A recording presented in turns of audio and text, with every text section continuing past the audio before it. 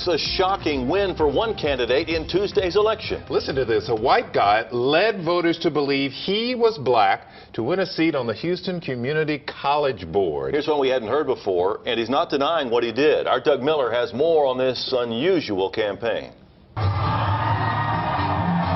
On election night, as some candidates celebrated victory, not many people noticed a campaign shocker. Nobody was shocked more than me. That's Dave Wilson, an anti-gay activist and a sort of political mischief maker who put his name on the ballot. I had always said it was a long shot. No, I didn't expect to win. He ran against this man, Houston Community College trustee Bruce Austin, who voters have elected and re-elected for 24 years. Well, I was rather disgusted. Disgusted by something that turned up in voters' mailboxes. Most of the voters in the district involved in this election are African American. Wilson sent out a bunch of these direct mail pieces implying that he's African American. His flyers depicted smiling African American faces. The words said, "Please vote for our friend and neighbor, Dave Wilson." The pictures, he admits, were just lifted off the internet. Well, all of these supporters are African American. What a coincidence. The flyers said he was endorsed by Ron Wilson. No, not the former state representative. The fine print says Ron Wilson is Dave Wilson's cousin. That's correct. We are. You really got a cousin named Ron Wilson? Yeah. Okay. He's Edna and Jean's boy. Yeah. Yeah. Did he really endorse you? Yeah. You called I called him up. Yeah. In Bloomfield, Iowa. Yeah. In a heavily African-American district, Wilson won by 26 votes. I don't think it's good. I don't think it's good for both democracy and the whole concept of fair play. But that was not his intent, apparently. Austin has said he'll ask for a recount. But in an era of electronic voting, political analysts think Wilson's victory will hold, despite his deliberately deceptive flyers. Doug Miller, KHOU 11 News. Strange but true. Wilson says that he's fed up with what he calls all the shenanigans going on at the Houston Community College system.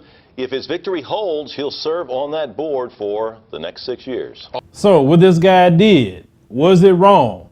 Yeah, it was wrong for him to sit here and try to pose that he is a black man when he is not black at all.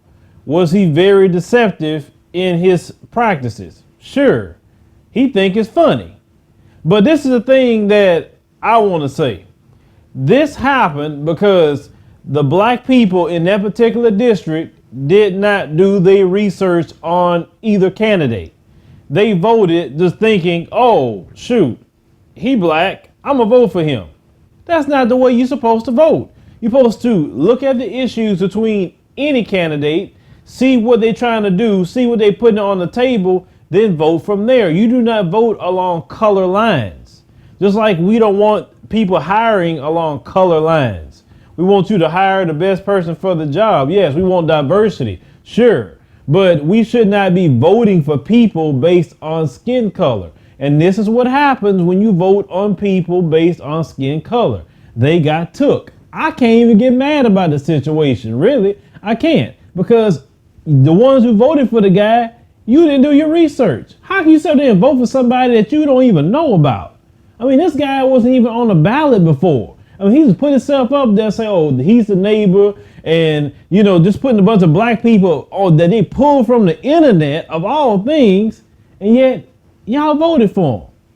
And the guy that lost, you can't get mad at all, because it lets you know those who voted just don't research anything, and that's not even cool. Now, I bet you next time they'll learn to research something, because let me tell you something about a lot of these Republicans.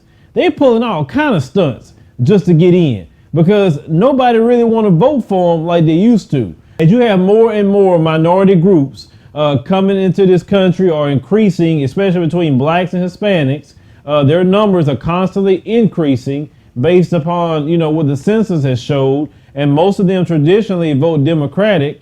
And, you know, you have a lot of Republicans that aren't really want to reach out to the minority community at all. They like, forget minorities, we don't care about them. So they got to sit here and pull all kind of stunts just to get in some sort of position of power.